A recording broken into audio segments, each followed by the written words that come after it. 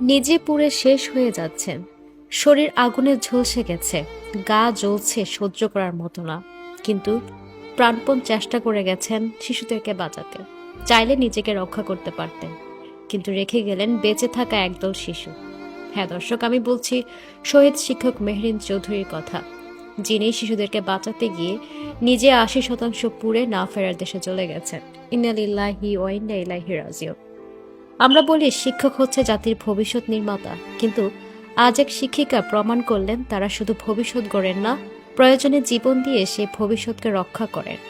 রাজধানী Uttara milestone school and কলেজের বিমান বিধ্বস্তের সে বিভীষিকাময় মুহূর্তে সবাই যখন জীবন বাঁচাতে ছুটছে, তখন ৪৬ বছর বয়সী শিক্ষিকা মেহরিন চৌধুরী ঝাঁপিয়ে পড়েন শিক্ষার্থীদের জীবন বাঁচাতে। তিনি জানতেন আগুন তার গায়ে লেগে গেছে, জানতেন বেঁচে যাওয়ার সম্ভাবনা নেই বললেই চলে। তবুও তিনি দৌড়েছেন, নিজের শরীর পুড়তে পুড়তে দরজা ধরে দাঁড়িয়েছেন, চিৎকার করে বের করে দিয়েছেন শিশুগুলোকে।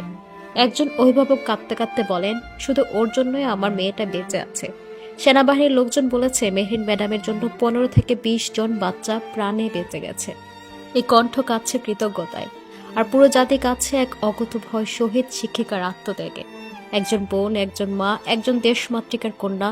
মেহরিনের ভাই মুনাফ মুজিব ফেসবুকে লিখেন, আমার বড় বোন চলে গেছে, সে আমাকে মায়ের মতো মানুষ করেছে। একজন ভাইয়ের হৃদয় ভেঙে চূর্ণ বিচূর্ণ হয়ে গেছে, যিনি শুধু একজন আপু ছিলেন না, ছিলেন জীবনের পথ প্রদর্শক।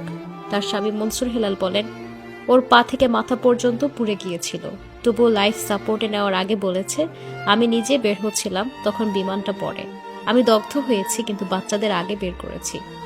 জানেন কে এ কথা বলতে পারে? যে শিক্ষকতা করেন পেশা হিসেবে নয়, মায়ের হৃদয় নিয়ে।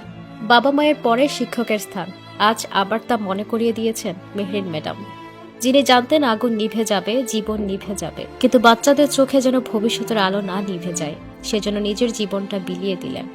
আজ আমরা শুধু একজন শিক্ষিকাকে হারাইনি, হারিয়েছি এক নারী, যিনি প্রমাণ করে গেছেন একজন শিক্ষক কেবল পাঠ্যপুস্তক পড়ান না, জীবনের পাঠ পড়ান। মেহরিন চৌধুরী নামটি ইতিহাসে লেখা থাকবে সোনালী অক্ষরে, একজন মমতাময়ী মায়ের, একজন দৃঢ়চিত্ত যোদ্ধার, একজন শহীদ শিক্ষিকার নাম হিসাবে। শ্রদ্ধা, ভালোবাসা ও কৃতজ্ঞতায় চিরস্মরণীয় থাকবেন আপনি ম্যাডাম, যিনি নিজে আগুনে জ্বলেছিলেন আর নিষ্পাপ প্রাণগুলোকে বাঁচাতে ছুটে গিয়েছিলেন। প্রসঙ্গত ২১শে জুলাইয়ের দুপুরটা যেন বাংলাদেশের ইতিহাসে কালো অক্ষরে লেখা এক বিকেল। উত্তরের মাইলস্টোন স্কুলের আকাশ তখনও সূর্য জ্বলছিল, অথচ স্কুল প্রাঙ্গণে নেমে আসে মৃত্যুর ছায়া। বাংলাদেশ বিমান বাহিনীর একটি প্রশিক্ষণ বিমান হঠাৎ নিয়ন্ত্রণ হারিয়ে বিধ্বস্ত হয়ে পড়ে স্কুল গেটের সামনে। আগুনের লেলিহান শিখায় মুহূর্তে ছিন্ন ভিন্ন হয়ে যায় শিশুর কোলাহল। আর ঠিক সে সময়ে নিজে পড়েছিলেন আগুনে, শরীরের চামড়া গলে যাচ্ছিল, তবুও থামেননি এই শিক্ষিকা। মায়ের মতো আগলে রেখেছিলেন শিশুদেরকে। তিনিও পালাতে পারতেন, ছুটে যেতে পারতেন নিরাপদ দূরত্বে, কিন্তু না, শিক্ষিকা মেহরিন চৌধুরী দাঁড়িয়েছিলেন তার দায়িত্বের জায়গায়। বাচ্চাদের বাঁচাও, ওদের আগে নাও, এটাই ছিল তার শেষ চিৎকার। আগুনের লেলিহান শিখা তাকে ঘিরে ফেললেও তিনি এক একটা শিশুকে ধাক্কা দিয়ে সরিয়ে দিচ্ছিলেন, তাদের রক্ষা করছিলেন নিজের শরীর দিয়ে। ৮০% দগ্ধ শরীর নিয়ে জীবন মৃত্যুর সন্ধিক্ষণে লড়াই করে না ফেরার দেশে চলে যান তিনি।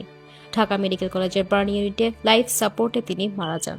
স্বামী বলেন, ও নিজের শরীর পুড়েছিল, কিন্তু বাচ্চাদের দিকে তাকিয়েছিল, শুধু বলেছে ওদের জন্য কিছু না হয়। এই জাতীয় অনেক শিক্ষক দেখেছে, অনেক সাহসিকতা দেখেছে, কিন্তু এমন দৃশ্য কতটা দেখা গেছে? নিজে আগুনে জ্বলতে জ্বলতে নিষ্পাপ শিশুদের বাঁচানোর এই দৃশ্য এ কেবল মহানুভবতার উদাহরণ নয়, এটা এক মায়ের, এক শিক্ষিকার, এক বীর নারীর চরম আত্মত্যাগ। আমরা সারা জীবন আপনাকে মনে রাখবো। আল্লাহ তাআলা আপনাকে জান্নাতের উচ্চস্থান দান করুক, আমিন। দর্শক, ভিডিওটি শেয়ার করে দিন এবং তার জন্য দোয়া করতে ভুলবেন না।